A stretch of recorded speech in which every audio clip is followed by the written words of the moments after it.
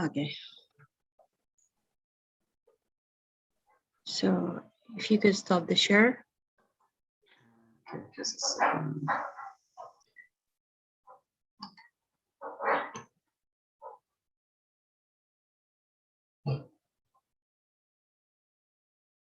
I'm just starting the recording, so this will be recorded.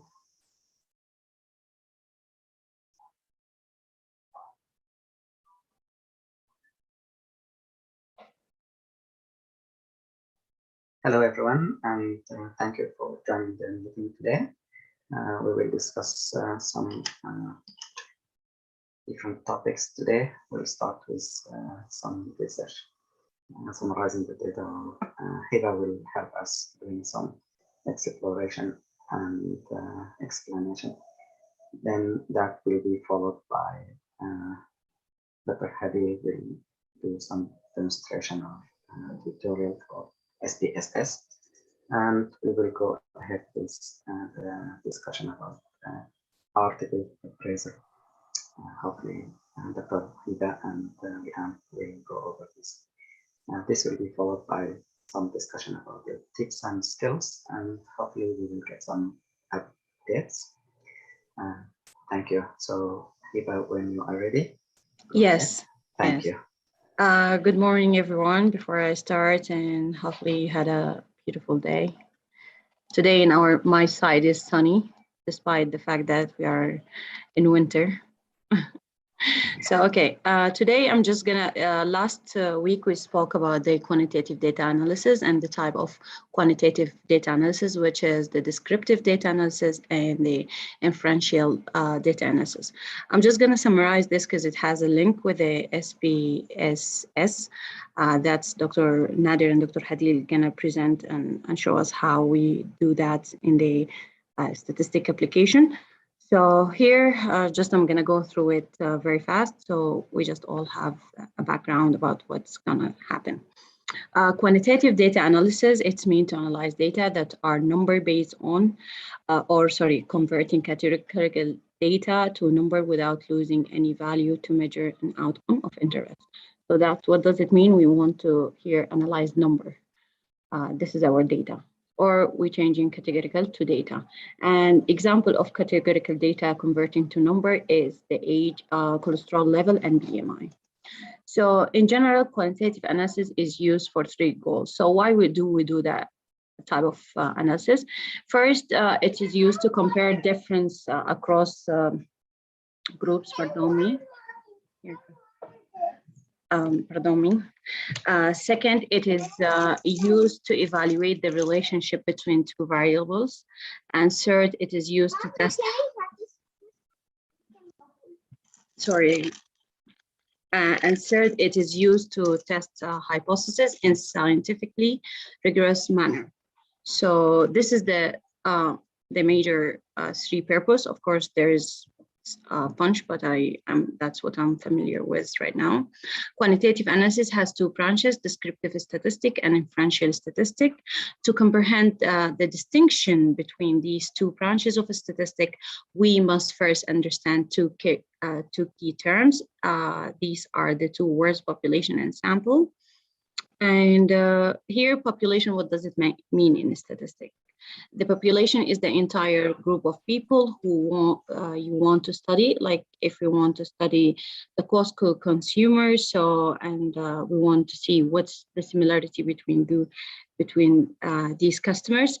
So we will take a sample. And what does it mean sample? We will just survey from people that we can access from that target population specifically. So now we know now we can define the branch. Descriptive statistic focus in describing the sample, and these can be representative in form of graphs, measure of central tendency, and that's mean what? Mood means and median. So inferential statistic aim to make a prediction about the population, and we can use probability to determine our confidence level. So this is when first we get our descriptive statistic. we can go a step further and do inferential statistic, and we're going to know the type of inferential statistic. What does it mean, this? And this will make the reader more confident, because we will provide them with a confidence interval, and we provide them with a p-value, so the reader will be more comfortable about your result. So descriptive statistic, they assist you in comprehending the details of your sample. And when writing out your analysis, descriptive statistic come first, followed by inferential statistic. However, depending on your study objective and the question, they may be your only choice. So you will be satisfied if you just report the mean or median or mode. You can take it a step further after you have this descriptive. So what does it mean? Mean mathematical average of a range of value. And median is a numerical midpoint of a range of numbers. If the data set is an odd number, the median is the middle value. If the data set is an even number, the median is between the two middle numbers. Sorry for that mistake. Mode is the data set's most frequent number, the most frequent number. Standard deviation. The standard deviation measure the dispersion of numerical range and how close all numbers are to the mean. So the standard deviation will be low if most of the statistics are near to the average. Conversely, if the number widely away from the mean, the standard deviation will be large. So here, we have type of when we do the statistic application, we can see how skewed the median and mode and mean. We have a positive skewed where the mode is in the first and the mean in the tail and the median in between. And we have the mean, median, and mode normal distribution. And this is usually when our sample 20 equal to 20 or more than 20. So we assume that it is normally distributed. So all of these numbers would be equal, the mean and the median and the mode. And negative when it's the mean tail is to the negative side. So percentage summarize our we also have percentage. It's a part of the quantitative descriptive analysis, summarize or describe multiple discrete events. So this is how it's look like when we do our the statistical application. So why descriptive is, if you just excuse me 1 second. Sure, no worries. In the meantime, if anyone of you so far has any questions, please feel free to I'm back, sorry for that interruption. Today I'm by myself. So no worries. Okay, so let me just complete this quickly for you guys. Why descriptive statistics matter? They provide a micro and micro picture of your data. This means they help you grasp both the big picture and the details. They assist you in identifying potential error in the data. For example, if an average is scientifically higher than the expected, like if we run a study and we find our average more than expected, that it indicates there is something wrong in our data collection or in the methodology that we're using. So second, these descriptive statistics might help you decide which inferential statistical method to apply. So here just I'm gonna go through the inferential statistic. Inferential statistics are used to create prediction about what you would expect to find in the entire population and to test your hypothesis. So there are two common types of prediction that researchers use. One is about difference between groups and relations between two variables. So first, statistic tests are usually used in this branch are. First, the t-test, which is compare the mean average of two groups of data to see if they are statistically significant. And this is why when we do the mean, we want to compare it by another study or by our to test our hypothesis, to compare it by other group mean. And here we have the Anova, which is the analysis of variance. It's similar to t-test, but it compares the mean of multiple groups. So here the mean is not just only 2 groups, it could be 3 or more. So, and all this, by the way, this we have a numerical outcome. So correlation analysis, in this analysis, we look at the relationship between 2 variables. In other words, if one variable rise, does the other rise or fall or remain unchanged? It answered this type of question. And we have then multiple regression. Here we have, this is similar to the correlation in that it analyzes the relationship between variables, but it goes a step further in that if that it understands cause and effect between variables rather than just whether they move together. So just, okay. Here we have an odd ratio. That's what we want to answer today. I just summarize about last week so we can be familiar about what we're saying in the statistical application. So odd ratio, first, before we answer what is odd ratio, when we do a large prospective study, produce a statistical analysis, therefore should be familiar with the descriptive and inferential statistic. The odd ratio is frequently less exact than the relative risk in determining the strength of association. And this should be kept in mind by anybody reading and interpreting large population-based study data. So here, it is also critical to develop reasonable, well-researched and supported assumption while creating a research project. For this reason, the major journals require writers reporting clinical trial to specify who conduct the research and the methodology used to evaluate whether exposure to a therapy is related with certain outcomes. So here, in recent years, odd ratio has become widely used in medical reports. Why this is happening? First, the odd ratio gives an estimate with a confidence interval of association between 2 binary yes or no variables. And this is what last year I asked, why do we report an odd ratio in a cohort study? So it's come out that if our research question, if it's binary yes or no answer, we do report, use the odd ratio.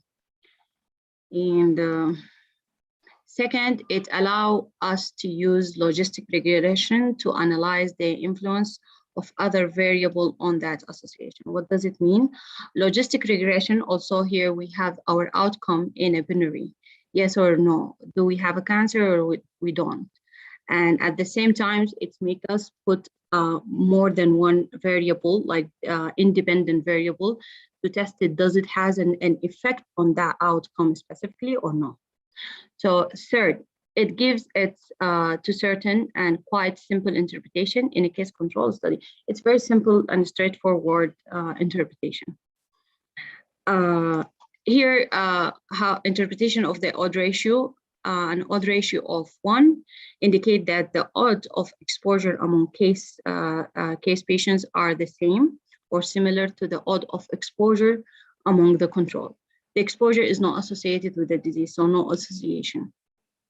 If it's greater than 1, indicate that the odds of exposure among case patients are greater than the odds of exposure among controls. The exposure may be a risk factor for the disease. That's if it's greater. So let's see if it's less than 1, how we do interpret this odd. If it's less than 1, indicate that the odd of exposure among case patients are lower than that than the odd of exposure among control. The exposure may be protective factor against the disease. So this is how we interpreted it. That's the answer for the question. So for why odds is in a perspective. And this is how we interpret it. And this is the reference. I get it from the grad coach, the quantitative data analysis. And for my answer of the odd ratio, I get it from PubMed. And thank you, and hopefully that was useful for you guys.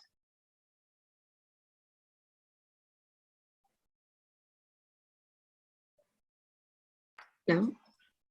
Thank you, Hiba. Yeah. Thank you, Hiba, for this information. Thank you so much, Hiba, for this concise and excellent presentation and explanation for the question that we asked last week, and actually went through, and it's very informative, very to the point. Hopefully it will help every one of us. So thank you so much for this great work. Thank you, Dr. Nadir. And thank you everyone for listening. Thanks, and don't worry about the background either. Oh my God. Or no. Today is a mess. So I do apologize for that. So that's understandable. So any questions? I don't see questions in the chat. I want to say thank you. Okay, if Hadil is ready, maybe we can just jump to the next section, and then we can talk about SPSS. So with that, I think we can apply some of the concepts that Hiba just mentioned about the basics of the SPSS, and then go into one of the analysis tool or test. Thank you.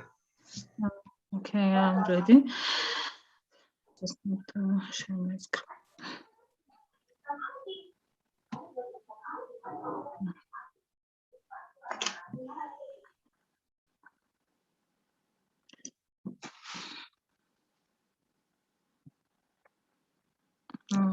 Hello everyone. Today I'm going to present correlation and how we can use SPSS to do the correlation.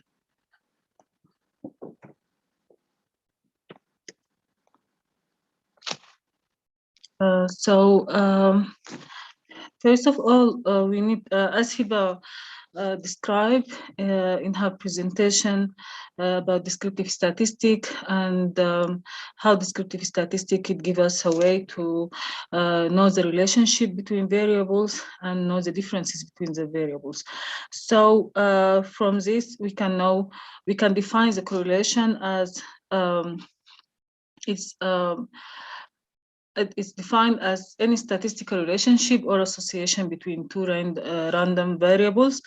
And so if we have two random variables or more than two, and we need to know if there is any relationship between them or association, this is defined as correlation. And when we need to measure the correlation, then we are talking about correlation coefficient, and we have different types of correlation coefficient.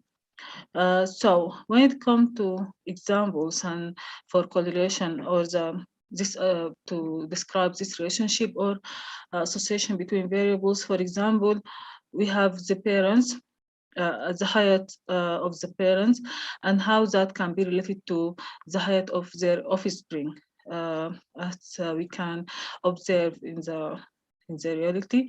And another example, it would be like when we have a specific item or merchandise in the market and in the marketing field, and when the merchant give a specific price for this good or item, this can be related to how much the quantity that the consumers will buy from this item. The importance of correlation, that we can predict the relationship, and this predictive predictable relationship between the variables could be used in practice, like in the previous example about in the marketing field, when you have some good or merchandise that you want to sell, and then you will specify, or you will give it a price according to because you will predict how the consumer would buy this good according to the price of the item. But however, the presence of this relationship between the variables does not indicate there is causal relationship. That's to say, correlation does not imply causation. This could be simplified when we can think about a disease, like, for example, the flu, and how it is spread more in the winter season. So we can observe there is a relationship between winter and spread of flu, the number of patients who develop flu, but we cannot say, and we can measure even this relationship, but we cannot say the winter is a direct cause of the flu. So as we said before, when it comes to measuring this relationship between variables, we call it correlation coefficient, and we have different types of correlation coefficient. The most familiar one is Pearson correlation coefficient, which is sensitive mainly to linear relationship between two variables. We have other example, which is Spearman's rank correlation, and it is more sensitive to non-linear relationship between variables. Correlation coefficient values, when we calculate the value of correlation coefficient, usually it range between -1 and 0.2 and +1, and when we have a value that is closer to 1 or -1, this indicates a stronger relationship. But if we have a value that is in the 0, or if the value comes to be a 0, that means there is no significant relationship. So this is the sources. Now we're gonna to apply this concept in the Spss. So we have this set of data. We have 12 persons. Yes? Can you stop sharing and share again, because you are on the window for the PowerPoint still. We cannot see your Spss window. I'm sorry. Okay. I'll try to fix it.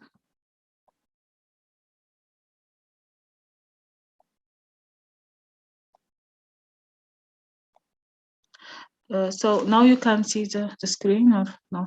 Yes. Okay. So this is the Spss. We will try to apply the practical concept of correlation to the Spss.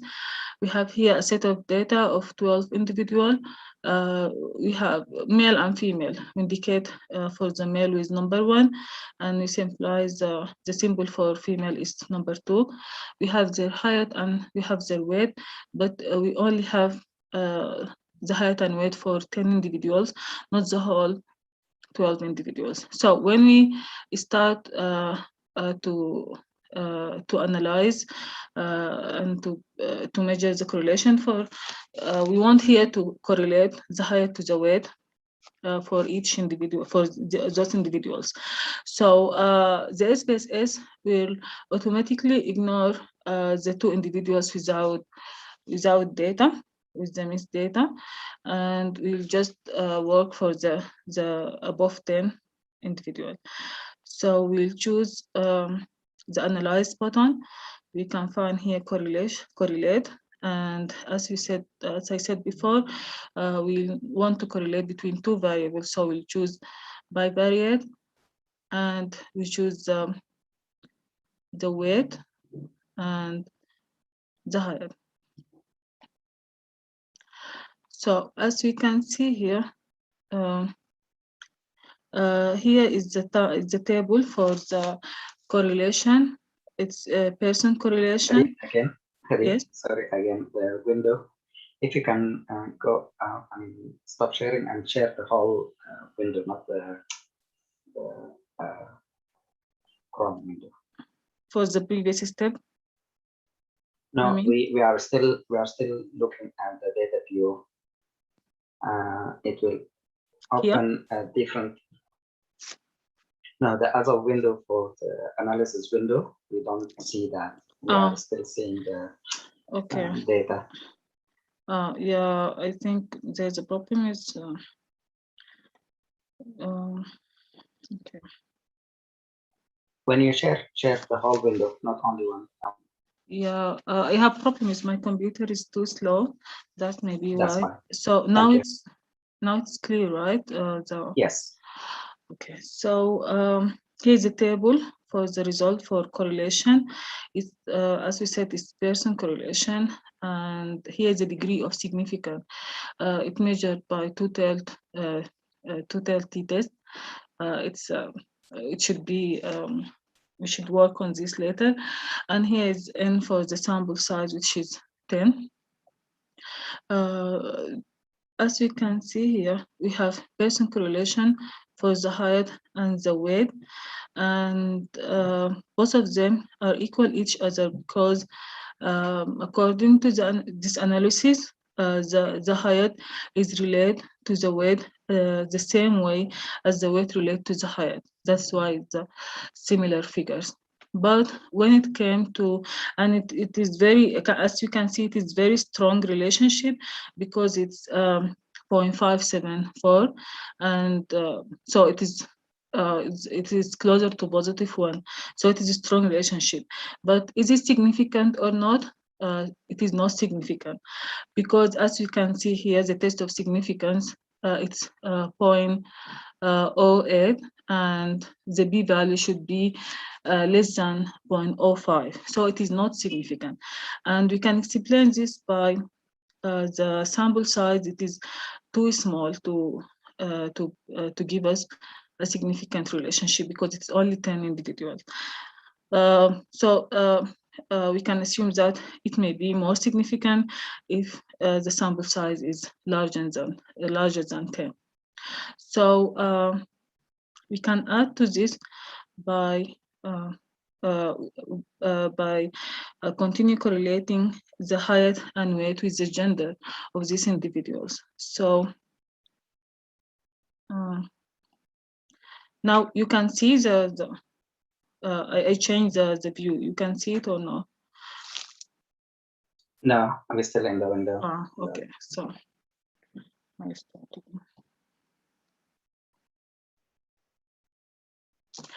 Okay. Then we need to add the gender to analysis. So we will come again and use analyze, correlate, bivariate, and here we add the gender to the analysis, and we press OK.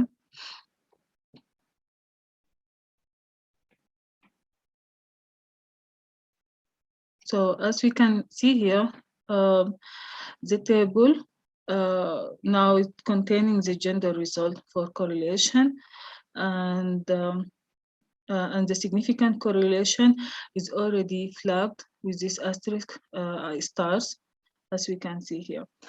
So here we can see the correlation between height and weight from the first calculation, and here we can see the correlation between the gender and the weight, and between the height and the weight, between the gender and the height of the individual. So for one, actually it's referred to the males. So here, when the number is the smaller number here, 6, 1, 6, and 1 is the symbol of male individual or participant in this study, and we can see the correlation between the gender, between the male gender and higher height, more height, and actually more weight.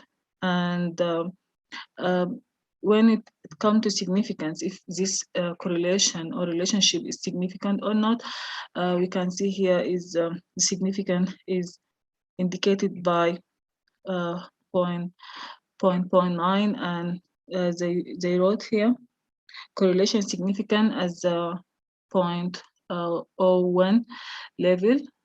This is the p-value, and we have it more far more than 0.01. So this relationship is significant, and that means we can conclude that the weight is correlate with the gender. So this is when we come to measuring correlation through figures and values. Then we can also simplify the relationship using the pictures or figures. So now I will use this. Before you do that, can I just jump in, Hadith? Yes.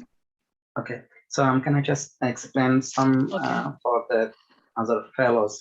So if you are not familiar, I'm just gonna go over this table a little bit further.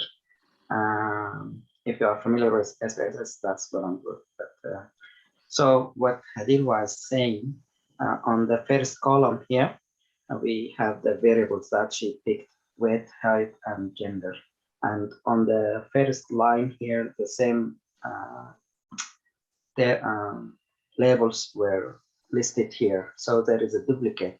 If you look at this box here, it's weight against weight. So you don't look at this because it's not gonna give you much of information. It will just give you the total number analyzed and maybe, as you mentioned, what one means for that.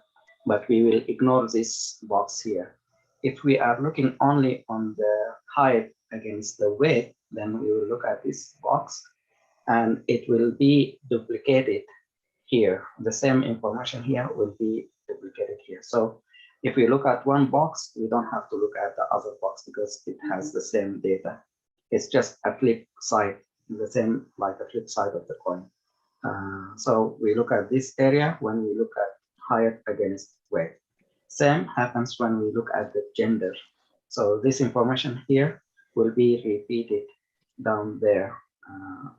Gender against weight, or here, and here gender against weight. So this box we don't need to look at if we look at this box here. As far as gender against height, it will be here, so we don't need to look at the box here. As SPSS has this table with the duplicates, they can't get rid of these duplicates, so we will look at what's informative information. So we look at this correlation area, this and this, if we have three variables. Thank you. Thank you, Dr. Nader. I would like just to show how we can put the correlation into figures, the scatter plot picture using the SPSS. So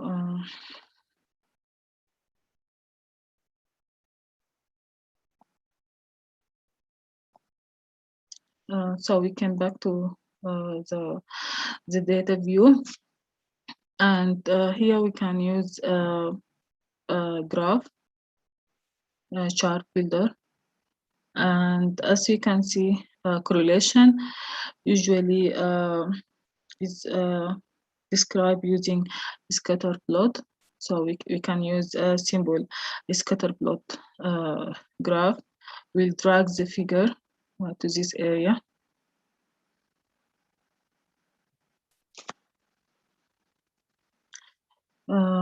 Then we can identify our x-axis, which is mainly here. It's height. We can use height, and the weight for the y-axis.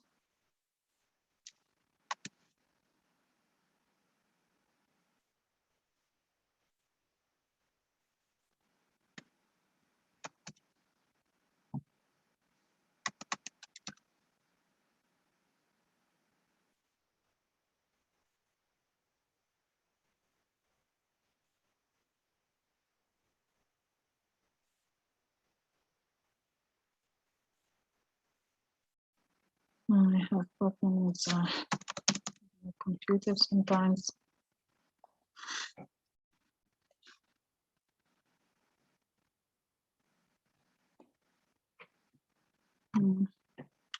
So usually the Spss will give you this. We can describe correlation through using a picture of scatter plot, but unfortunately I have problem. Let's review it from the start. Yeah, I'm sorry.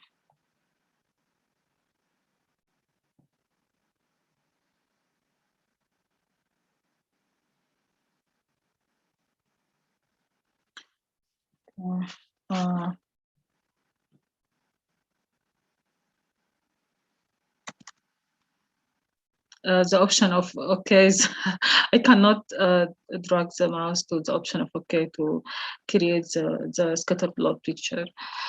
I'm sorry, but this is the main idea about how we can create correlation using a scatter plot picture, and it will automatically add it to the result section. But I'm sorry, I can. Hadith, can you Okay. on your keyboard? Okay. Okay. All right. Thank you so much. Okay, so that is the end of our presentation. If you have any question.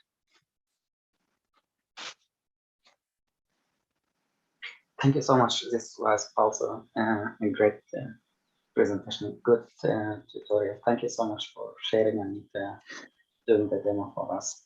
You're welcome. Thanks. Any questions for either Hita or Adil? Please feel free to use in the chat or raise your hand.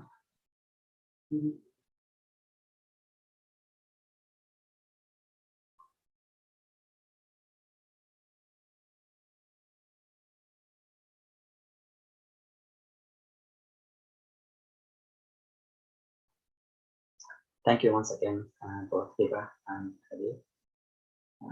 We can move to the next topic or agenda. If is ready and Hiba, maybe we can do the discussion about the journal article.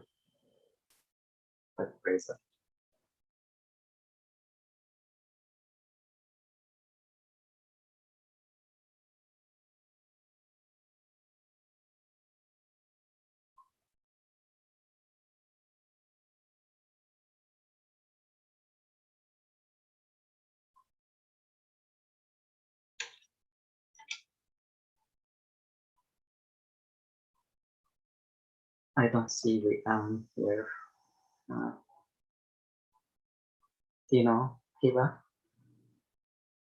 Yes.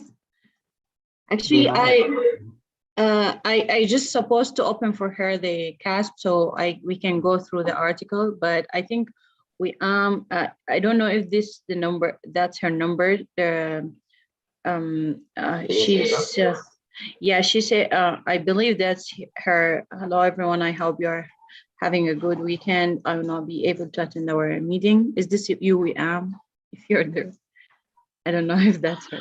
Yeah, that's her number, Hiba. So okay, so yeah, so she's not able to attend the meeting, and I just supposed to share with her the CASP, but I would like to see if because last weekend she was sharing with us the article she chose. So if we do it again or okay, maybe we can skip it. We can do it some other time, but the idea I think will be the same.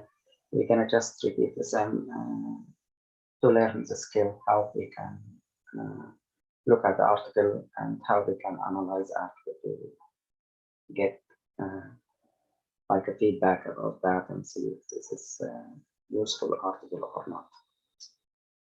Maybe next week we can pick up an article for next team, and someone for the next team will be presenting the article, and another one just go over the CAST tool, and we will just go over the questions, 5-10 questions, and see if we can answer these questions. Thank you, Hida. So Liam is not with us today, but we will try to do the same appraisal for next week. Thank you, guys. Perhaps we can go to the next agenda in the meeting. Can I add something, Dr. Oh, Nader? sure, yes, please. Finally, the Spss work and give me the. So Sure. let me share the picture with. All right, yes. Yeah. So this is the picture of scatter plot for this data, for the height and the weight and the relationship between them. This is the scatter plot. Just to give you idea, guys, about how the Spss work. Okay, thank you. Sounds good. Hadil, can I ask you a favor? Can you let me share with you? Can I have the access? While I think there is a way to let me access your computer from here. Okay. I think you look up and you have where you stop sharing and it will be on top. I think there is a way to show me. Oh. You want to see what? Sorry. Can you share your screen again? Okay. I'm gonna just let you go over the next steps. So this is here's the table. Here's the table and here's the graph for the correlation. So I want to access and share simultaneously. So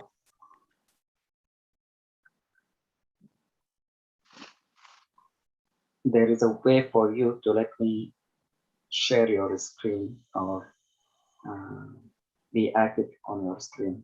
Do you see that? Which option? Do what? When you look up on your screen where it says share screen. Yes. There is a small icon there. Yes. Stop share? No, not stop share. There is allow participant. Yes, the live. Yeah. Can you allow me to use your, so my mouse will be active on your screen. So I should press on this option.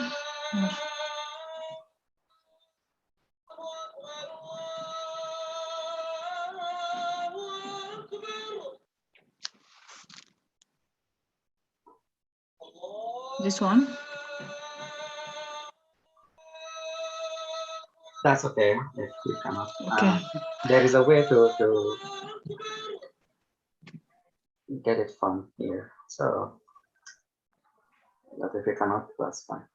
I can share the Spss as this app in my computer to anyone through Google Drive if anyone wants. It's an old version, but it works. Sounds good. So whoever is interested, maybe you can share it. Hadid can give you the link and you can download it and play with it. And basically, we can use the same concept. I don't think we need the latest version for the basics of like the Spss or the tools that are used. So any version, old version can give you a way to play around or see how the tutorial is done. Thank you. Anyone has any questions for Hadid or anything unclear from previous presentation by Hadid? Yeah, there's a question about the picture of the scatter plot in the chart section. If it's the scatter plot means there is no relationship. Yeah, actually there is no linear relationship because it's already shown by the p-value or the significant level. There is no significant level. The association, the p-value is more than 0.05, so there's no linear relationship between those two variables, weight and height, for this data. Thank you so much, David. My pleasure. Okay. I don't see other questions in the chat, so perhaps we can move on for the next section. Please share if you have any experience or any update as far as tips or skills for the interview process. Any invitations for you guys? I know some of you got some invitations. Anyone has already had the interview or not? Hi, Dr. Nader. This is Sarah. Hello, Yeah. Dr. Sarah. Hi. Yes, bye. Yeah, I got the invitation. I'm there. Very good. Congratulations. Thank you.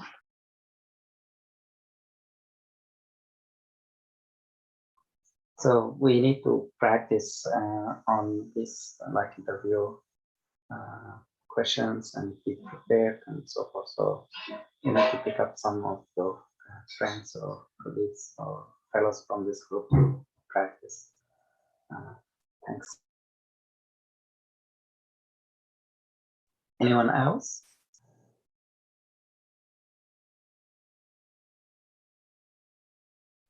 Yes, Dr. Nadir, I got invitations. Pray for us. Excellent. Congratulations. And good luck for you Thank and everyone from the group. Excellent. Yeah, I also got one invitation. Excellent. Good. Same here. Excellent. Excellent. Congratulations, all of you. So one piece of news or information I want to share with you. Just check my email and I sent that to you as an email as well.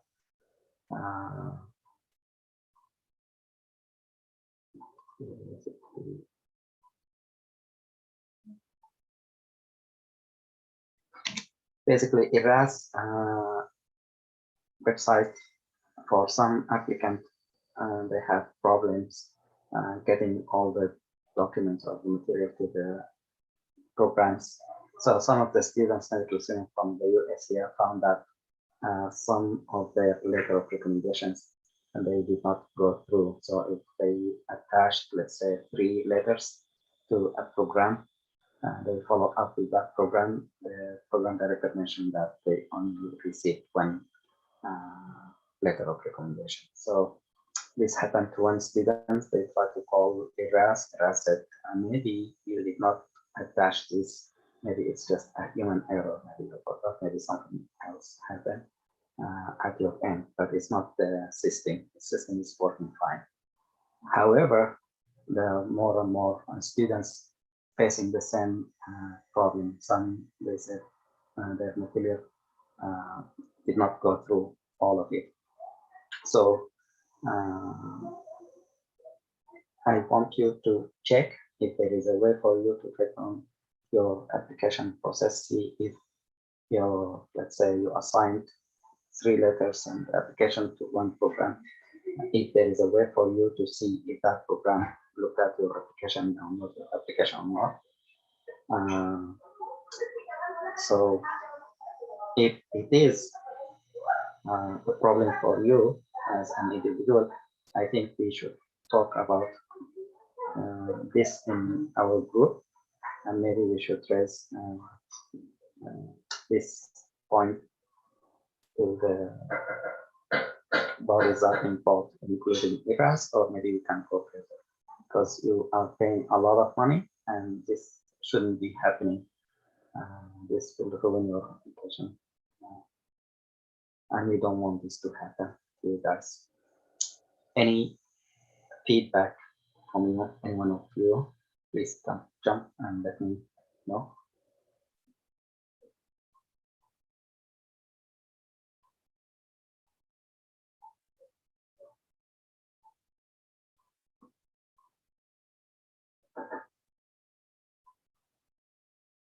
Go ahead, Dr. Muhammad. Yeah. Yeah, assalamu alaikum everyone. How can we check if the programs just receive like only one letter of recommendation or the 3 or 4 letters of recommendation? Technically, there's a way we can do it, or and only if you have access to the program and insider will tell you we just got 2 or 3 or all of the recommendations. So do you have any specific idea? Thank you. I just got the email and I forwarded that to you. It's an article on one website. So this website talk about a couple of students. So what they did, they looked, they actually called the program director and spoke to them. So unless you have a way to contact the program directly, I don't know. I'm not sure. I'm not familiar with the ERAS, like the technical part. I think there is a way to look at your application and what happened to the application. If let's say you send your application to program in New York, for instance, you can look at that program. I'm not sure if it's an ability or not, but I assume you can look at, see if that program download your whole material or not. Can someone of you help me with that? Confirm or say you cannot go there? Thank you, Dr. Nader. You're welcome. Yeah. Baba, go ahead. Sorry. Yeah, sure. Hello, Hello. Good afternoon. Okay, sure. Thank you for sharing the email. Actually, this is really worrisome. If after all of this effort, our think like for technical issues that are not reaching the programs, it's really daunting. Regarding how to view if the program was able to receive your documents, I think, unfortunately, today the ERAS is down. I should have shared it and show it, but you can look under the programs that you apply to. You will get the list. I believe each program will be like highlighted by blue or something. So if you click under that program, you will see the documents and it would show when it was submitted to the program. I think if this is what actually this email talking about, if they received it from their side, I'm not sure, but this is how we can track and see if they received our documents and in what time and what day. Unfortunately, ERAS is down, but by Monday, I think you can double check. Yes, I hope it's not a big problem. I hope I really hope. Thank you so much. You're welcome. Go ahead, Abir. Can I ask Lubaba? Yeah, I agree with you, but is there any way we can check if the program that already downloaded our application or not? Yeah, this is the point that I'm not sure about. You can see if they received it or not, but I'm not sure if they download it or not. This is thank you from their side. Yeah, you're welcome.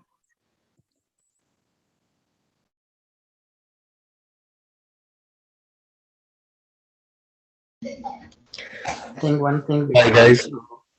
Yeah, I heard about this problem about 2 weeks ago. One of the student, I don't know if it's American graduate student or Caribbean student, but he mentioned that he contacted his faculty in a program who applied to, and his faculty told him that his application has some missing documents, and when he checked back his ERA site, he found there is nothing there. Everything is in its place. All the documents are submitted correctly. So I think this problem from the program side, but I don't know how to contact the programs, because most of them now, they are not responding. We send letter of interest to them and no reply back from them. Yeah, it's a big problem. I applied last year and I received two interview invitation. This year I added the step 3 and I did the Telegeriatric Research Fellowship and Global Health Master, and my CV is like increasing so much, but there is nothing there. But I feel that my application is being messed up too. What I suggest from all of you who applied, I think if you have time on Monday, early, as soon as you can, early morning, to list all your programs that you applied to and contact the program coordinator. And if you can, contact the program director and verify if they have received the application, the whole thing. If not, then you need to act on that. I think you have the right to go ahead with suing with us, because this is not an acceptable thing. We hope it's not a big of a problem for you or anyone else, but if it is, I think they should take that serious, because from what they say to the students, at least from the journal that I read, is they say we don't have any problem, our system is working fine. It's the student problem, they did not check their application.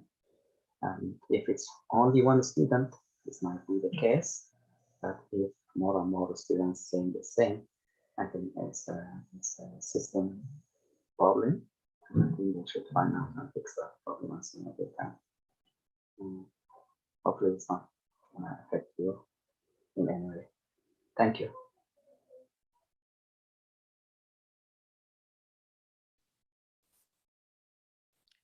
I just actually remembered, I've seen a tweet on October 22nd from an attending that mentioning on the tweet that they sent their first wave of invitations, interview invitations, and they were late because there is a lot of crashing and closing randomly of ERA system. So definitely there is technical issues impacting the programs themselves. So, but this is really, as I said, it's worrisome. But how do you think this will impact our career in general, like suing some institute bigger or something like ERAS? No, I think it's up to you guys, but in general, in the US, you have the right to protect your right. Absolutely. And especially if you are paying a lot of money for a service, if you cannot get that service as promised, then that service provider is supposed to either help you or compensate you or go out of business, basically, if they are not up to the task. And you will be facing the same challenge if you are a doctor and you are keep messing up with your patients. One of the patient will come and sue you, and it's a corrective measurement. If you think you are playing around, this is the life of your patients, right? Here, it's the life of applicants. So basically, your career, all your effort, whatever you did in the past, you are putting all your eggs in one basket, and if someone is paying this, you lose everything for this year, and you have left for another year. The impact, if you file a lawsuit, I don't think it will be harmful on your side. It's not going to be on your CV. No one come back and say, "Oh, Baba, you did this last year, so I'm not can accept you." Because it's not your fault. If you are a troublemaker, you are going out of your way to cause problems. Yes, you will be red flag for that. But if all, especially if it comes as a group, let's say many of the medical students or many of the international graduates affected by this, I think they should move together to sit right. This is my option. Mhm. I had a problem in the past, not similar to this problem, but I was accepted for neurology one program for the second year, and they asked me to just get the first year anywhere and then come back. So this is what I did. I got accepted for internship in New Jersey, and as I was finishing my first year there, I contacted the program again, the neurology, and they said, no, we want to interview people for this position. So it's kind of as if they did not adhere by the promise. And that was written in a letter. So some of the program faculty member and the intern program in New Jersey told me, you can sue this program. This is your right because I already accept and you have the document and everything. But I did not go that route. Yeah. Yeah. So. I believe if American students like go for this, I think they, I don't know, maybe they will be like more, people will be more accepting for this issue, but for us as IMGs, I'm not sure. To be honest, no, I mean, yeah, I mean, if it's you have your social like Facebook or WhatsApp network, or yeah. whatever. So see if there is our other students, American students or other foreigners who are affected. Maybe in the coming days we will find out. Maybe we can work as a group to finalize what the next step, or just wait and see.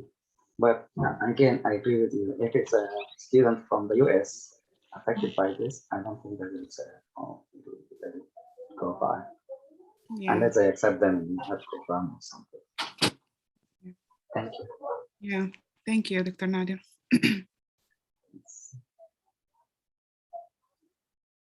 All right. If no other thing to share about the pregnancy tips, anyone wants to share any tips or besides practicing? I hope all of you who applied are practicing with someone. Maybe you can go to the next step, next topic of the agenda. Anyone wants to update the project, like what we are doing? I know in the coming 2-3 weeks, we're supposed to submit some abstracts to ANDA or ATS. Any thing that we want to share today? The project leaders, please feel free to jump. Hello, Dr. Nadir. Hello. Hello. Regarding the project of the pain management, we are in the step of results. Actually, Dr. Khalafallah should do this sections, but because of what's going on in Sudan, we cannot reach him, and so that I decided to hand in the result section. Maybe in 2 days I will be able to finish the abstract. Sounds good. Excellent. That's great. Thank you so much. Okay, thank you. Anyone else? Thank you, guys. I am not in Sudan, Dr. Ala. Just to correct you, I am in Saudi Arabia now. Hello? Hello, Khalafallah is with us, so can you update us, Yes. Khalafallah? Yeah. I was preparing for some interviews. I worked not too much in the project result section, but I have contacted Dr. Al-Wali. We are trying to write the results. We are trying to shape how to write. Okay, that's good. Yeah, but you didn't contact me to update me what's going on. That's why I start today to do it, the result by myself. But it's okay. Yeah, if you are doing that, just that's great. So perhaps Khalafallah and Wali, maybe after this meeting, if you want to discuss between you and see when you can get this done, so that you can update Okay. Ala, and hopefully we will get this running, because we need to figure out how we can submit it in a time manner. Thank you. Hello, Dr. Nadir. Okay. Yes. Yes, Alwari, go ahead. yes. Actually, yes. I've been contacted. Dora Ala and Dr. Khalafallah were in the same groups. But as Dr. Ala mentioned that in previous days that the changes to Sudan, and just actually I'm kind of one of the speaker of Sudanese Committee Doctors Union. So a lot of like kind of journalists, and so I kind of just get busy. But I will talk with Dr. Alan. Actually, we've been in discussion on how just to reach how we going to formulate the end of the result. Excellent. So again, we want things to be done. I know people are involved in more than one activity, political or what's happening in Sudan, and we do support that. I completely agree. And if you are involved in other activities as well, so Ala and Muhammad, I mean Khalafallah and Al-Wali, if you can just meet after the meeting and see what the next step. If people can get involved, finish the things, that's well and good. If you think you are not able to finish and complete the task, maybe someone else will step up and do the task. Thank you. Appreciate the update. Thank you for your input. And we are here to support you guys. We work as a team, so if someone is able to do some part, that's well and good. If you're not, someone else will take care of it. Thank you.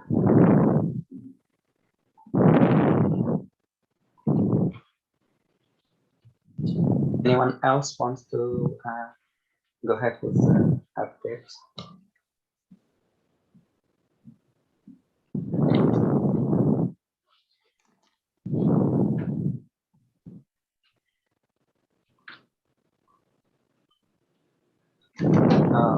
I'm gonna share the screen.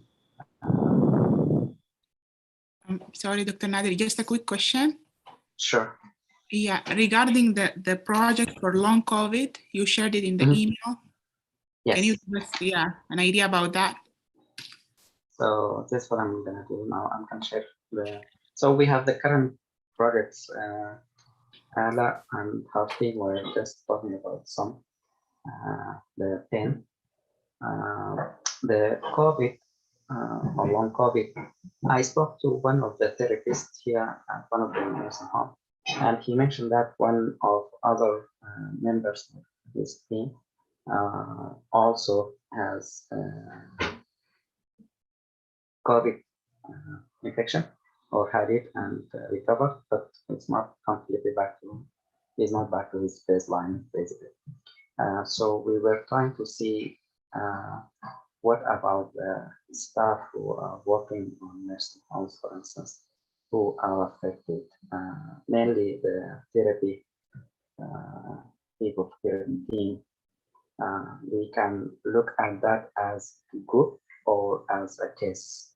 So he said he will get some information, and I wanted to get, if someone of your group of you interested, to talk to him and see what the best approach for this can be. Look up, investigate, and write it as an abstract in either a case presentation for only one person, if it's only one, or maybe a couple of patients. See it from our angle, or if it's a big problem, maybe we can try to get more information in that sense. So I just opened the door with him about what we can do as a group, because it's a hot topic.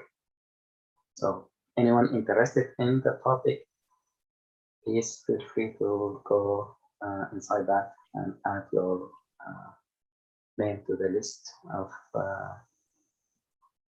authors or players. So I see Anna added herself. So anyone else can add. And the same, if you think you are interested in other projects, please feel free to add yourself somewhere here. Any questions about the COVID? Did I answer your question? Yes, it answered. Actually, it's very interesting. I'm interested. I'll add my name. I came across a similar case where I work now. The dialysis patient. She was okay before COVID, and she ended up having kidney failure and in dialysis. And the co-workers noticed that she is not in her state, and she was an intelligent woman. So I was really interested to look into this just out of curiosity and see how many cases were there. But this is very interesting. Yeah, I'll add my name there. Thank you. Thank you. Thank you. Excellent. So I'm not sure if Selma with us or one of our team members, if you can let us know what's the status of the product efficiency of abuse screening tool. Anyone wants to share or give your update about this product from the group?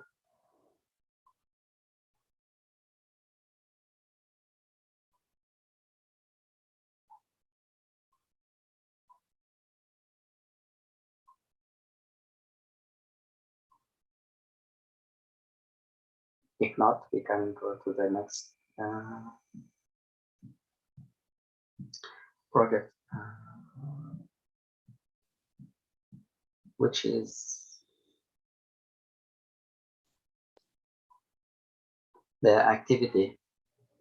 Is not with us, but anyone in the group now can tell us what the update about this project here. Actually, I'm in the group for the. Okay, go ahead, Hadith. Yes.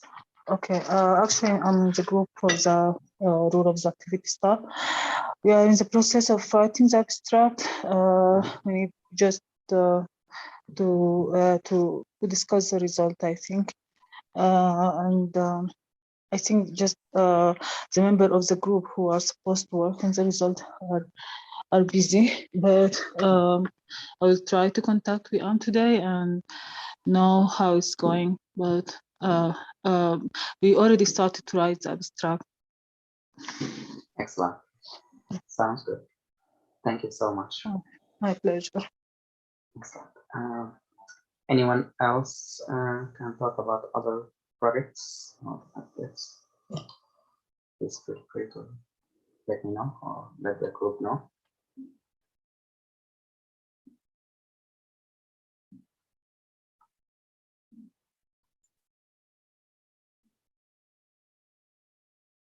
So I have a question about the project leaders or maybe the team leaders. Anyone knows any fellow who is not involved in any projects? If you do, please let me know so that we can work on getting them involved. I don't want, we are almost in the middle of the year for the fellowship, and we don't want someone to be left without a project or getting involved in some sort of. I think when we join this program, I think it's beneficial if you gain the skills as much as you can, and I hope it will help you in the future. So if you just attend and you are not involved, I don't think it will be as helpful to you. So that's why I'm basically bugging you guys to make sure your team member, if you are a leader, everyone is involved at least in one project. If there is someone who is not involved, let me know or discuss with them about what the reason behind that. We can work to figure out a solution. Thank you.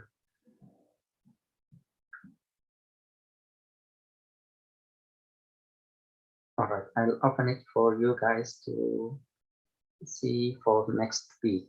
What do you think we should do? I have two of the fellows who attended last year, and now they are doing a fellowship in Cleveland Clinic in Florida. And they said they are willing to discuss some of the options there for if you have questions or something. Anyone wants to or interested in getting more information from them, you can invite them to give us some feedback about their experience there.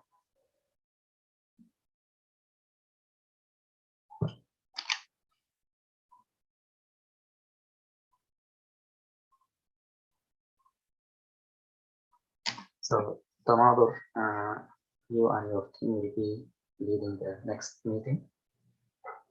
Will you be available or someone else like to lead the meeting for next week? Hello, everyone. Yeah, we know next meeting will be our team. I will be available, inshallah. Excellent. So if someone from your team can get in touch with Hadiba about the SPSS, if they can get a copy and maybe do a similar demonstration of another test, let's say t-test or some other tests that are used in SPSS, and see how we can apply that in our system. Thank you. So I'm gonna share the screen and edit the agenda for next week. So someone this tutorial, and I'm not sure if I left, but if two of your team will present, one of them can pick up an article, and one of them will do the task tool used to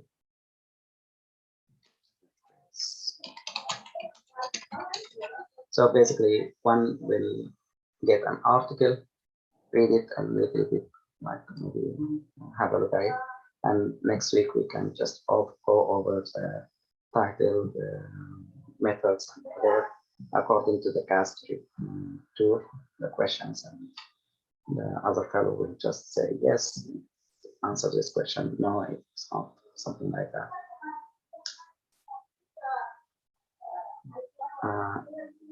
Any other suggestions as far as what you want to learn about? There are a lot of things that you can learn.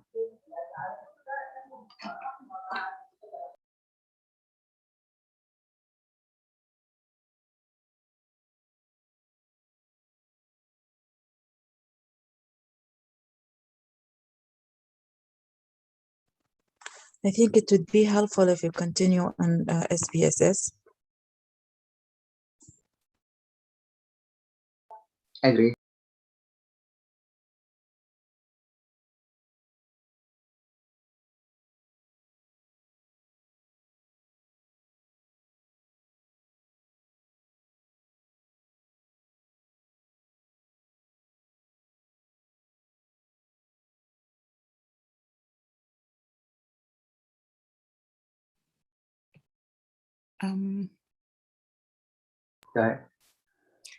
Yes, I think since it's an interview season and everyone seems to be like spending a lot of time on this, if we can do another mock interview, or in general, just like answering the common interview questions and see suggestion from the rest of the team, that would be helpful too.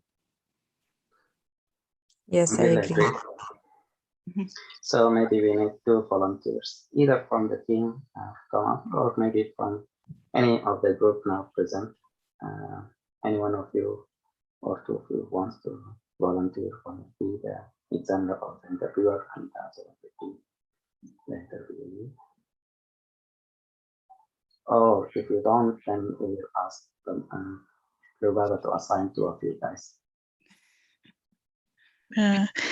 Can I do examiner part. Hello?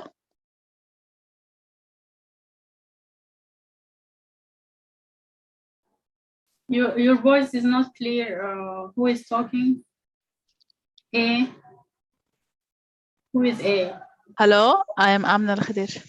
Hello, Dr. Anna. So you will be the examiner, The examiner. or the interviewer? Okay, Yeah. go ahead. Excellent. I had an experience from the last year, so I just want to help. I'm not applying this year, but I just want to help my colleagues that I remember the interview, so I would like just to practice with him.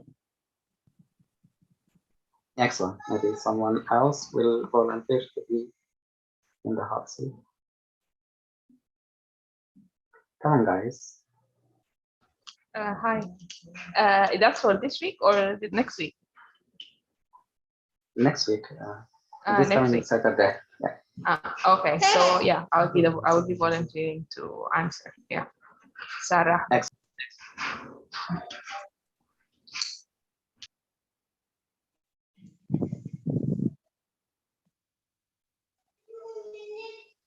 Excellent. Anything else, guys? Any other suggestions? Very good suggestion, Lubaba. Thank you. So, Lubaba and I work, and some of you on the team with some of the project, and I think that will be presented about the Telegeriatric fellowship soon. Yeah, end of this month. Yep. End of this month, yeah. So hopefully this will be something interesting for the teaching group. This is a group of educators, so hopefully we can share our ideas with them.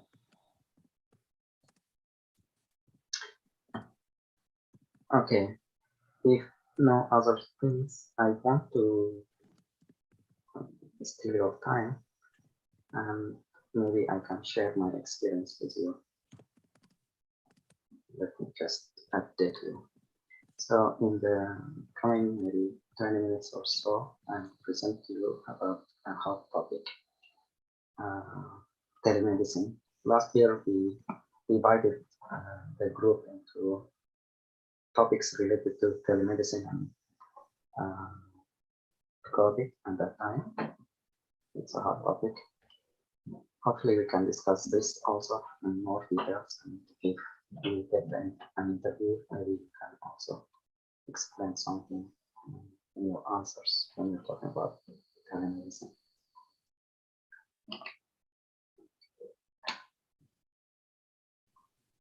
I'm gonna share a presentation that I did yesterday, actually, for a group of endocrinologists here in Michigan. They do their annual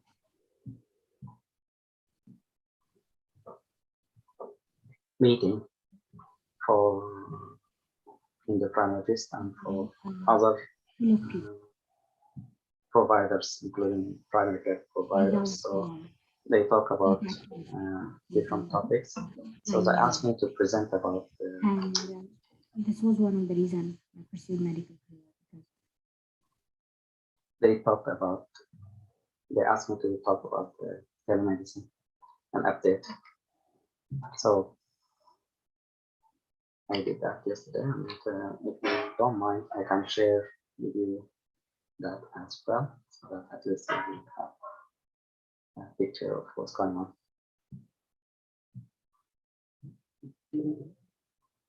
My computer is working fine.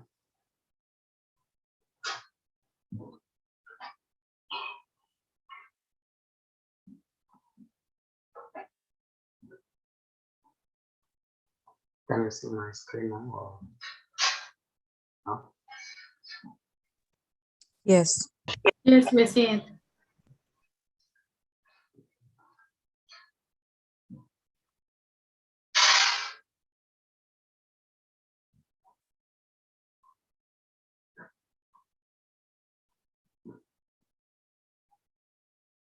Sorry, my computer also is slow today.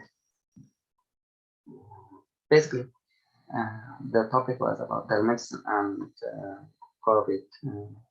So I will go over what before COVID and what after COVID, what we expect, and the current status of the telehealth, basically. Before COVID, there were different barriers or several barriers for the patients as well as the healthcare providers. This includes some privacy issues, payment issues, and technology issues. But with the improving technology, like using of smartphones and tablets, things change significantly. And with the incidence of COVID and the need for distance learning of distance medical care need, the government approved some relaxation of the restriction of regulation of telemedicine. So basically, in the past, there were certain locations that are allowed to be used for patients. So for instance, if you want to see a patient, they have to have a way to get into a certain clinic, and then from your clinic, you can do the video conference with that patient in the clinic. So after COVID in March of 2020, the CMS or the government basically allowed the service to be done anywhere the patient is, their home, in the store, any place they want, in their car, for instance. You can see them, and you don't have to be in your office. You can see them from your home as well. The type of practitioner also was allowed to be serving these patients. So in the past, it's only the physician who can provide service. They allowed different providers, including nurse practitioner, for example, or social worker, to complete the encounter or get information from the patients. Not necessarily medical students, but in the past or currently, medical students can go with you rounding, but they only can get information like video system or some basic information, but they cannot document as far as what's going on with the patient or the exam wise. You have to repeat whatever they obtained during your encounter, for instance. The technology also, they allowed video, plus also they allowed audio only. In the past, the physician can talk to the patient over the phone, and the CMS will not pay for this time spent with the patient. But with COVID, now they allow to pay for the service if you offer that only over the phone. When we looked at the total number of patients seen in office and compare that with the number of patients seen virtually, then we found out that in 2020 compared to 2019, the total number of encounters, both of them, is the same. There's no big difference. But if you look at only the in-person during the COVID 2020, you notice a decline. And if we look at the virtual visits, we find some increase, especially in the first month of early of the pandemic. So clearly, the telemedicine at that point filled the gap. In certain areas, we saw some association between the COVID prevalence and the use of telemedicine or the adoption of telehealth in these areas. This is what I was talking about on the blue line. This is the in-person visits. We noticed the decline in the light blue line, and in the this is the yellow line. You can see the telehealth visits increased in late March, early April, and this increase came to a plateau and then gradually went down as clinic start to pick up in patient evaluation. So the patient come back to the clinics, then the number of televisits went down. But the interesting part is the telehealth visits did not go all the way down to the previous level. So, for instance, in the past, in general, telehealth was used for less than 5 or 10% of the total visits, clinical visits, according to the Medicare data. In the future, we don't expect the number of telehealth visits to go down to that low number. I think it will go to a higher number.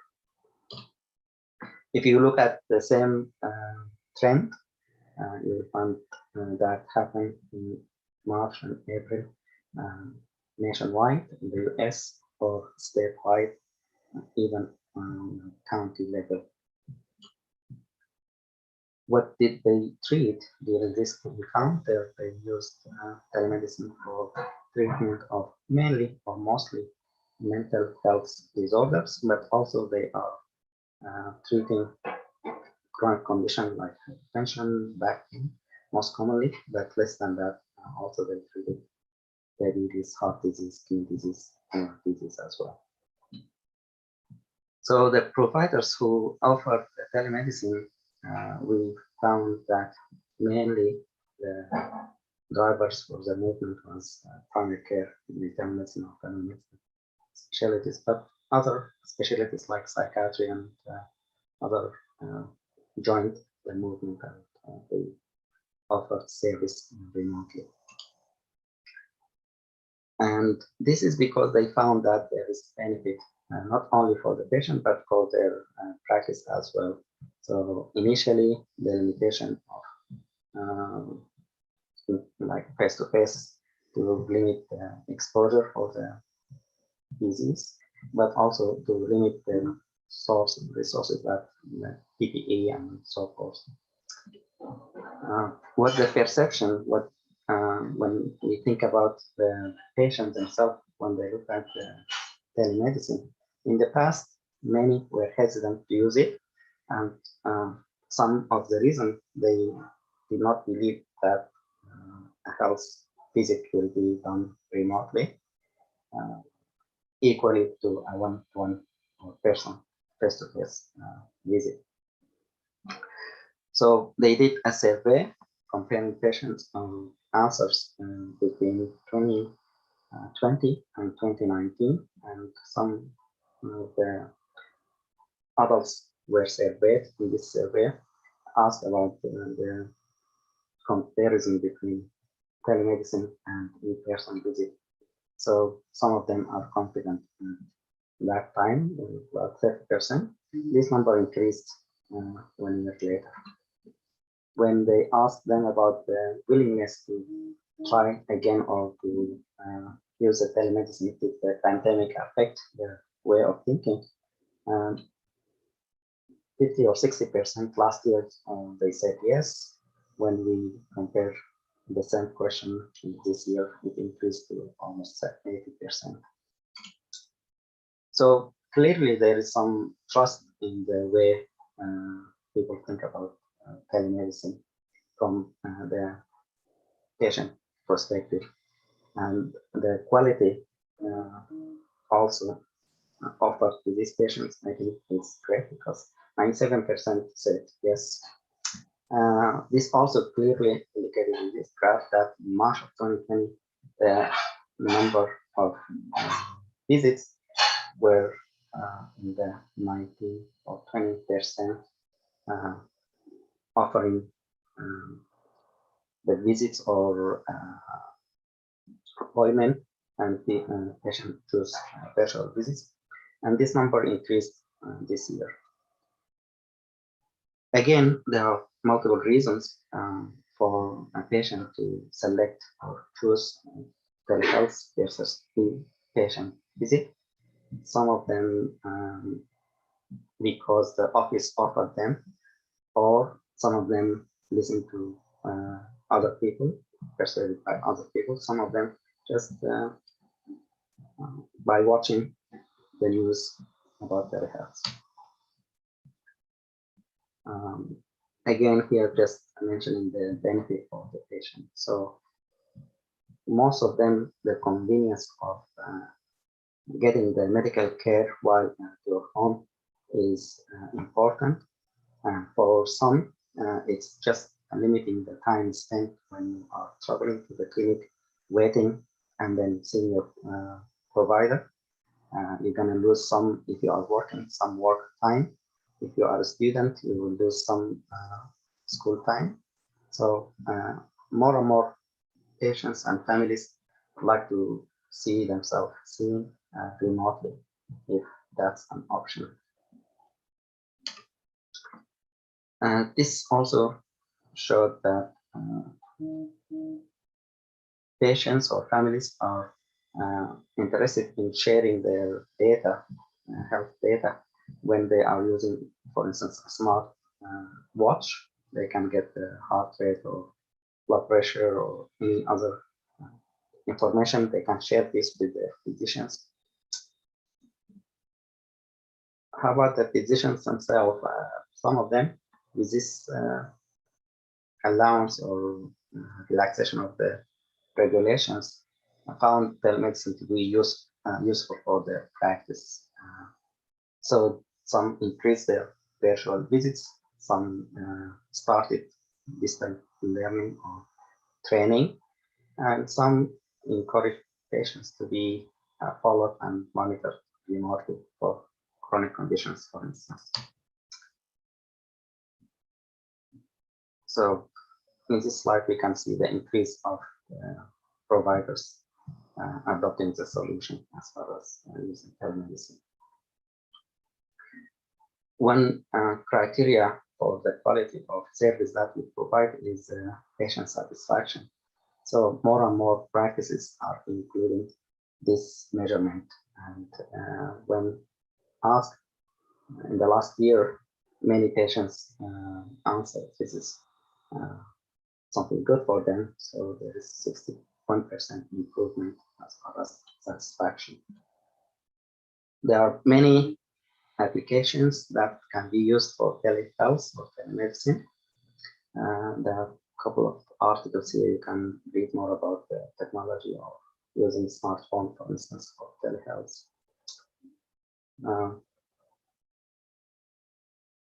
We can look at the applications that are used for telemedicine during the COVID.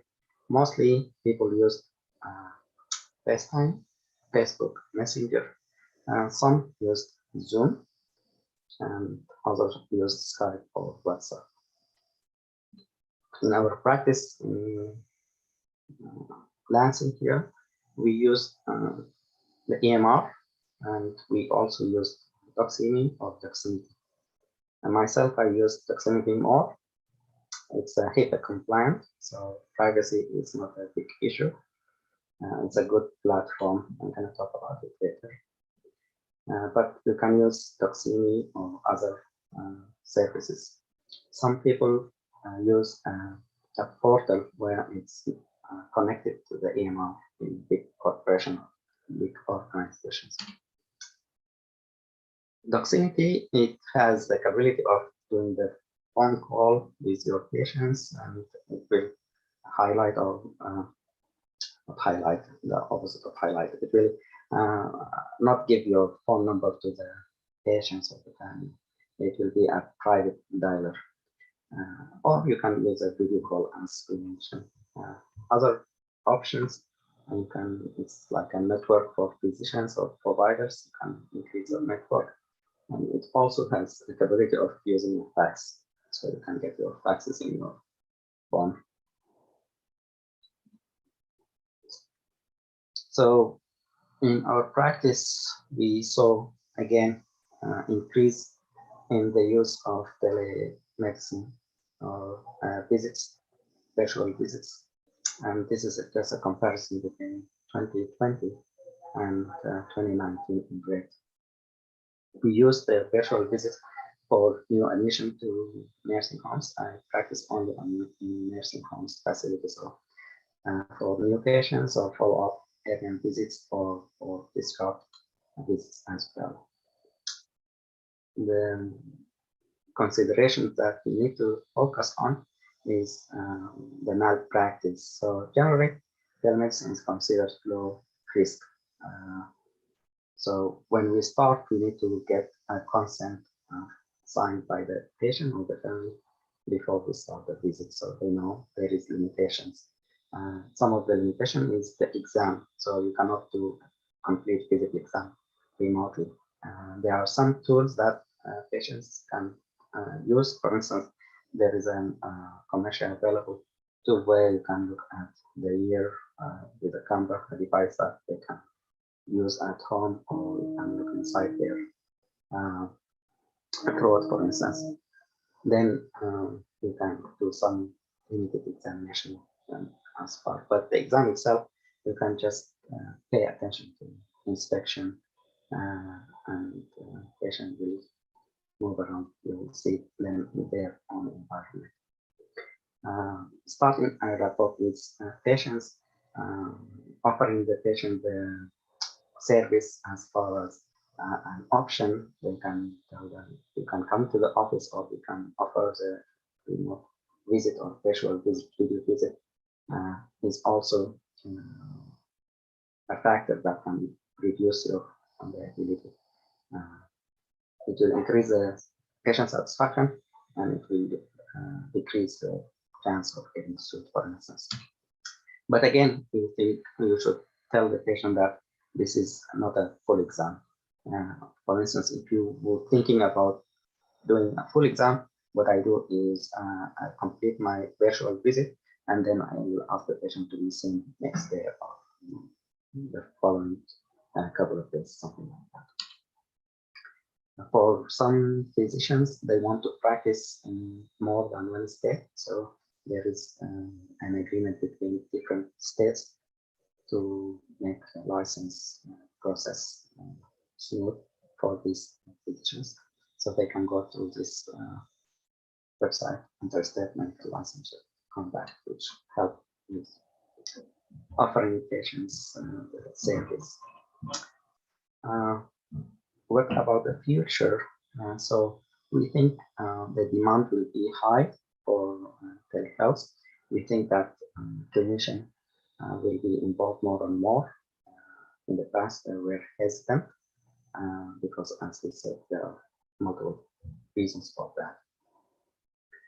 There is what we call website manner. It's similar to what we teach you as we want you to practice the interviewing manner as far as body language, looking at the camera, and so forth. So the same for video visits. You want, for instance, to tell the patient that I'm looking this way because I'm looking at the other monitor to look at your lab results. It's not because I'm talking to someone else or paying attention to different input. Okay. For the future, we think that there are some barriers that will be there, but in general, the regulation, I think the government will not go back to what it was before COVID. I think they will be relaxed in some way or form of these limitations, because they found the benefit of the medicine. We speculate that, for instance, the origination site or the limitation of the location requirement will be out. We don't think they will go back to this, but other regulations might come back, especially data compliance and the use of certain applications that are good as far as privacy. The government will be involved more. Hopefully, it will address some of the basic problems. For instance, the infrastructure in underserved areas or certain populations, support like blacks, for instance, or Indian in certain areas. They can offer either a good internet service in these areas, or make sure they have access to a device like, for instance, a smartphone or something. In fact, today, I think President Biden talked about his plans and infrastructure. One part of that infrastructure is focusing on offering the internet or improving the internet service, and that's reliable. The digital divide is a big issue. COVID showed us that there is a big divide in healthcare provided to different groups, not different ethnic groups, but using the internet or using devices like iPad or smartphones also is a big issue that we can talk about it later. But the internet or the telemedicine is a good option for big companies, and actually they are investing more and more in this area. It's growing very fast. In the coming couple of years, we can expect a very big investment, 1.5 to 55 billion in this area alone. You can see that more and more devices that are coming, and more patients or family asking for telehealth visits. So the lesson to learn from my discussion is that telehealth will stay. It has limitation, but it also has great benefit for many patients as well as healthcare providers and big organizations. These are the references and acknowledge the places where I work for any questions. Thank you.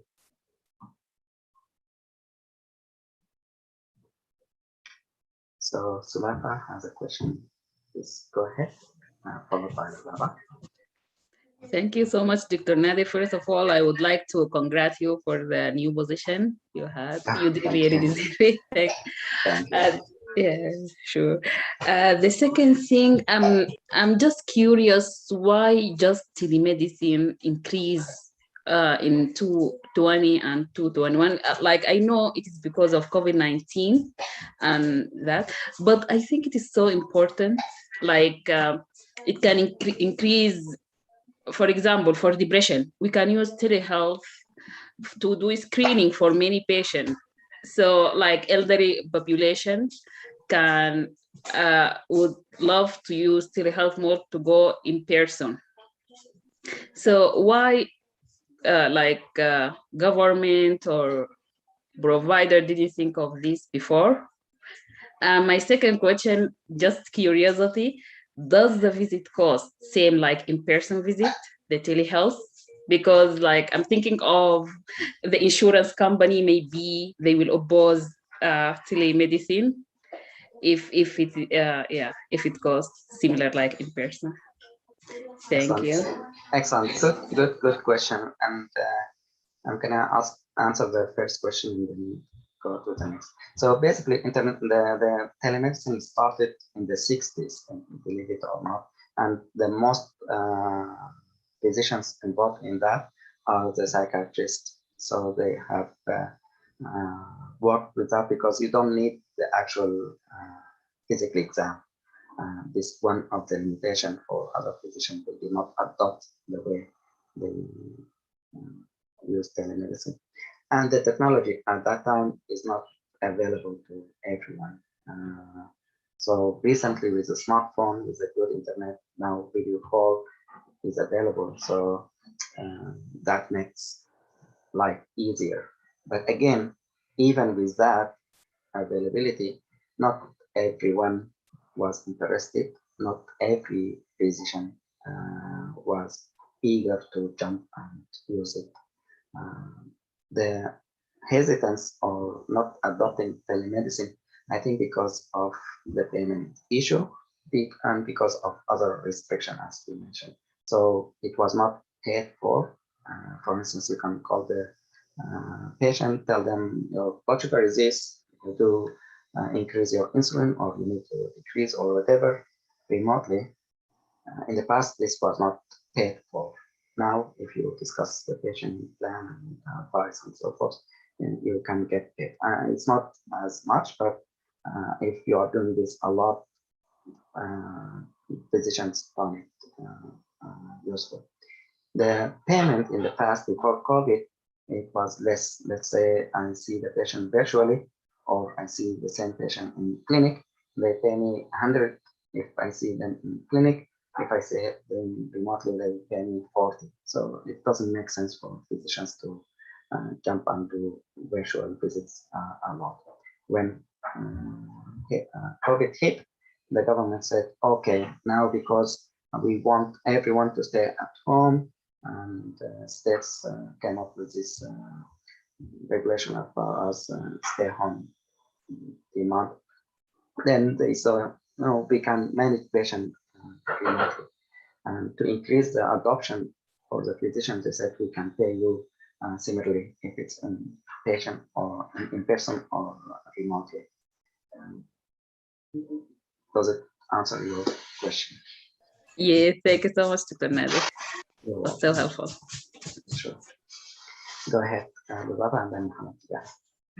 Yes, I just want to compliment the presentation. It's really great. No wonder you started this telegeriatric research. You are very tech savvy, and the presentation is really appealing, engaging, and very informative. And I believe that telemedicine is here to stay, as you discussed before. So that's really great presentation. Thank you for sharing it with us. Thank you, Lubaba. And again, it's we look at it as a tool. And I think it's like the stethoscope. You can see patients without the stethoscope and still manage them. But for certain group, you need to listen to their heart. Not only that, but even with the stethoscope, it has limitations. So cardiologists may look at the patient, examine, listen with the stethoscope, but they want to do something further, let's say an echo or X-ray or something. Yeah. So it's a tool, it has limitation. And if I see patient remotely and I see something wrong and I cannot do the physical exam, let's say an adrenal issue, and I suspect appendicitis, I'm not gonna tell the patient, wait until tomorrow, come to my office. I can just tell them, go to the emergency room, and then they can get the physical exam done right away if it's an urgent issue. If it can, let's say it's a rash, they can wait a couple of days and see them, or I'll see them next day. Thank you. That's great. Thank you. You're welcome. Go ahead, Mohammed Tijan, and then Al-Wali. Thank you so much, Dr. Nader. And if we forgot actually to congratulate for the new position. Oh, thank you. So sorry about that. My question, actually, I had two questions about this great presentation. The first question about the HIPAA regulations and the patient privacy. To which extent it can be vulnerable to any hacking, sharing any personal information over, or put it basically on the website, or basically having the conversation out of the four walls that can put the provider in some kind of risk of violating or patient privacy.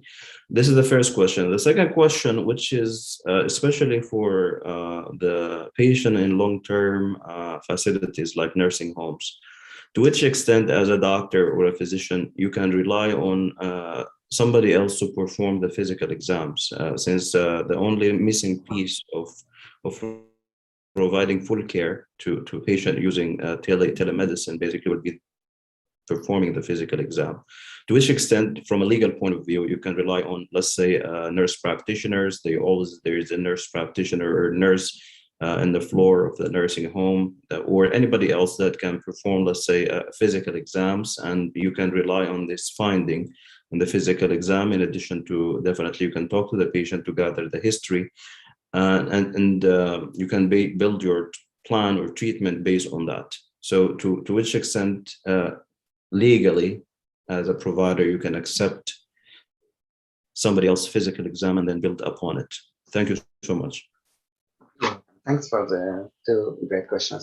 So the first one about the HIPAA complaint.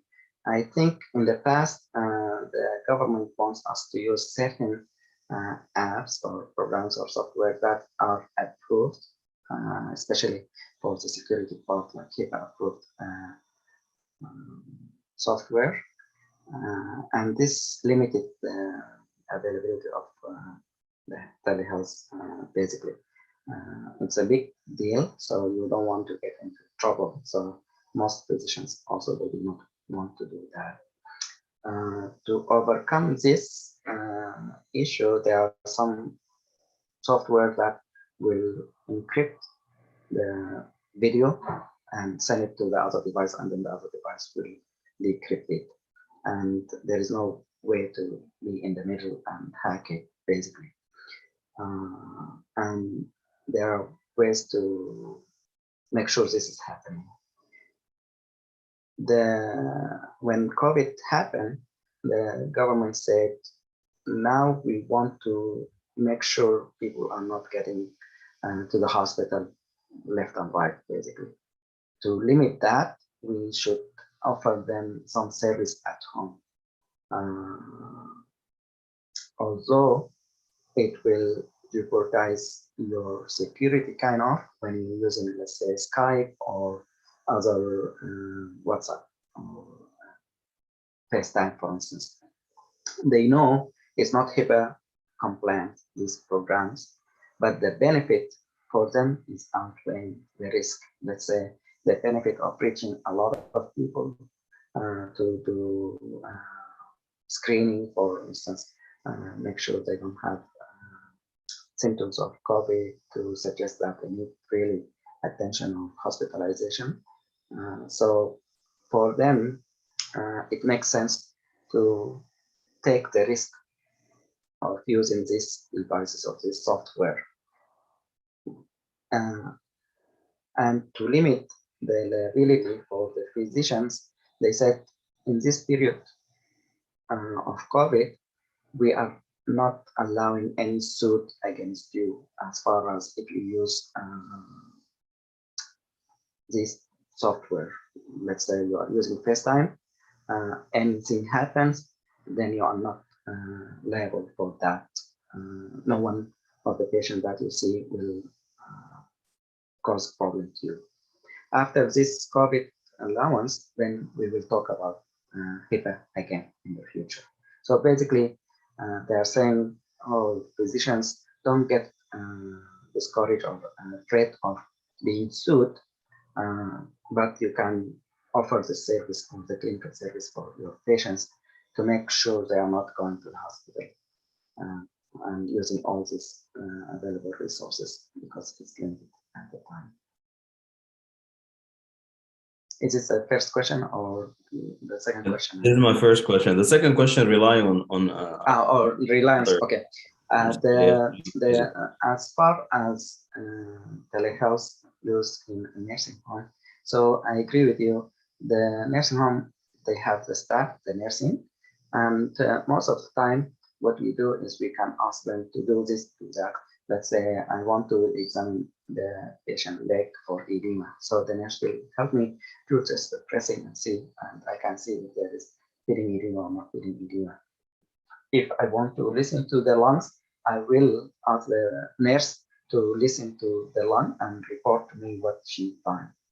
And in my note as a documentation, I will mention that the patient was examined remotely using the audiovisual device or capabilities. And then I will mention the name of the helper, let's say a nurse, and I will document that the exam is limited and the findings, let's say the lung sound, was done by the nurse at the bedside. So you are covering yourself in your documentation, and no one will come back and say, oh, you said this and that as far as the limitation. So if you document that, you will be on the safe side. So there is a way of protecting yourself, although it's limited. The other part is what you will be missing. Let's say, are you going to miss something of the physical examination? absolutely you can miss many things. But again, compared to previously, before this COVID, in the past, the nurse will call you over the phone, tell you, hey, I have this patient, this is what's happening. So the history basically actually was taken by the nurse and then it conveyed to you. So you are not taking the history from the patient directly. So there is a chance of dropping some point of information to you. On the exam part, there is none at all from your side. You do not observe, you do not expect, you do not do part of the exam in the past. It's only what the nurse reports to you. If the nurse is not confident or if they did not report the information right, you will be at fault if something missing. But now, at least you are discussing the case with the patient. You can obtain the history from the patient directly. You are seeing the patient, you are doing the exam, at least the inspection part. And if you suspect something urgent, you are the one who will decide, oh, can I see this patient next day?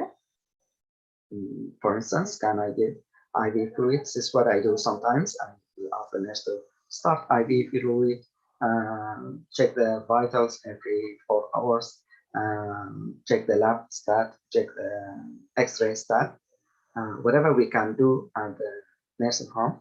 And then next day I will round and see the patient and see if we are doing this, the service right. I can start antibiotic, oral or IV. Everything I can do, I can order remotely. And then next day the patient will be seen. If it's an emergency and I cannot do all this at the facility, then by all means I will try to send the patient to the hospital. So the telemedicine part will help me as a physician to remotely assess the patient, see what we can do and offer that will be done at the hospital the same way. If we can do IV here, there is no reason to send the patient to the hospital for just IVs, including IV antibiotic, for instance. But if I want them to be seen by a specialist, cardiologist, neurologist, then I have to send the patient to the hospital for CT scan, for instance, MRI, or to be seen by the specialist there, right away. If I can do X-ray and it will take 4 hours in the nursing home, I can wait and do the X-ray at the nursing home, and then depending on the findings, I can say, oh yeah, we can manage you here, or I can see you tomorrow, or if it's something that needs to right earlier attention, then the patient will be sent to the hospital. I hope I answered your question. Yeah, thank you so much. Thank you, Dr. You're welcome. Yeah, you're welcome. Everybody, go ahead. First, congratulations, Dr. Nadir, for your new position. Second, also thank you for this great informative topic. And as you kind of go through that, telemedicine, they said is going to be the future of the medicine. They said, like, so for example, with public health, they said, and they thought and they work for the telemedicine to address health disparities. So among the population, that give the people chance to get care and to have an access specifically to the specialist in some areas, as we all know that there is shortage. And also it filled the gap for the people who are seeking care.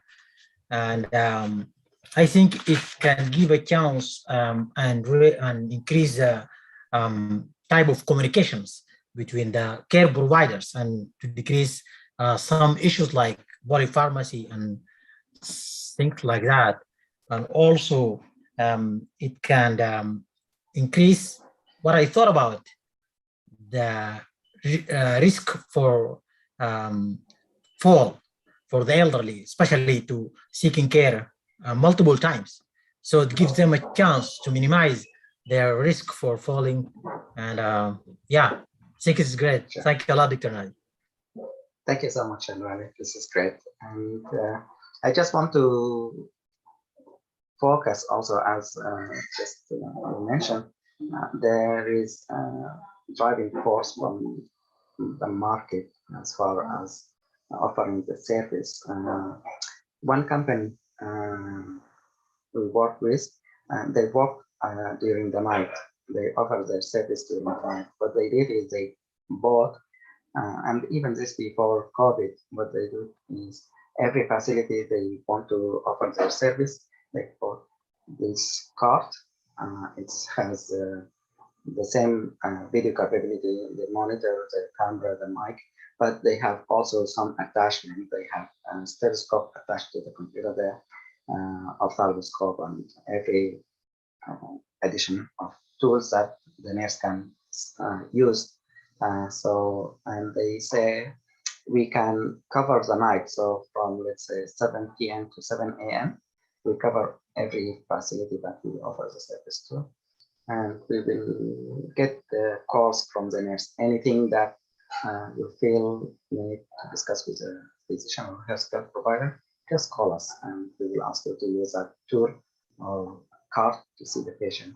And they have nurse practitioner in that company. So they will be at night. If there's issues, they will call them and then they will answer, discuss, and if they want to see the patient, they will ask the nurse to get that card and then go ahead and examine the patient. If they want to listen, the stethoscope will be used and it's connected to the computer so they can listen to the heart or lungs or bowel sounds. And it's going well for that company actually. So I think there will be more of this investment in this area. Thank you.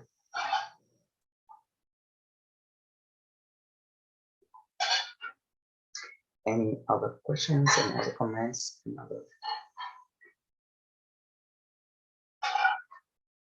suggestions?